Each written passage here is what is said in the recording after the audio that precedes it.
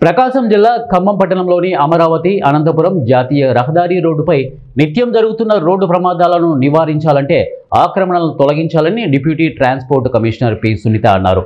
ఇక రోడ్డును ఆక్రమించుకొని వ్యాపారాలు చేసుకుంటున్నారని, సొంత భవనదారులు రోడ్డును ముందు పలు వ్యాపారస్తులకు అద్దెకు ఇవ్వడం వలన వాహనదారులకు ఇబ్బందులకు గురి చేస్తున్నారని అన్నారు.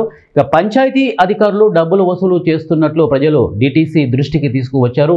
దీంతో ప్రమాదాలు జరుగుతున్నాయని కొందరు ఫిర్యాదు చేశారు. ఇక కందులాపురం కూడలిలో రావిపాడు వాసవి స్కూల్కు వెళ్లే కూడలిలో వై జంక్షన్ బైపాస్ రోడ్డుపై ఉన్న డివైడర్లో నిత్యం ప్రమాదాలు చోటు చేసుకుంటున్నాయని అన్నారు. బైపాస్ రోడ్డులో ఉన్న డివైడర్ రోడ్డుకు అడ్డంగా ఉందని, వాటిని తొలగిస్తే ప్రమాదాలు కొంతమేరకు నివారించవచ్చని పట్టణ ప్రజలు కోరారు. స్పందించిన డిటిసి వెంటనే తొలగించే చర్యలు చేపట్టామని R&B శాఖ వారికి ఆదేశాలు జారీ చేశారు. రావిపాడు వాసవి స్కూల్ వెళ్లే కూడలిలో రోడ్డుకు ముందుకు వచ్చిన ఆక్రమణలను తొలగించి సిగ్నల్ ఏర్పాటు చేసి ఒక పోలీసు సిబ్బందిని నియమిస్తే ట్రాఫిక్ నివారణలో భాగంగా ప్రమాదాలు అరికొట్టవచ్చని సూచించారు.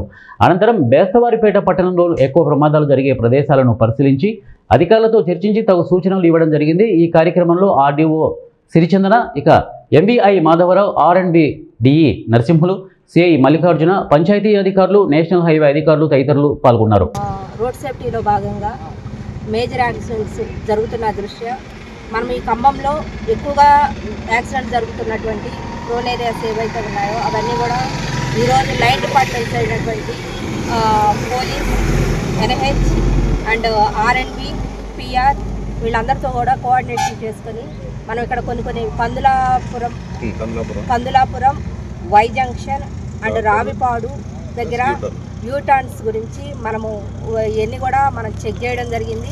అట్లానే స్కూల్ యాజమాన్యంతో కూడా మాట్లాడడం జరిగింది.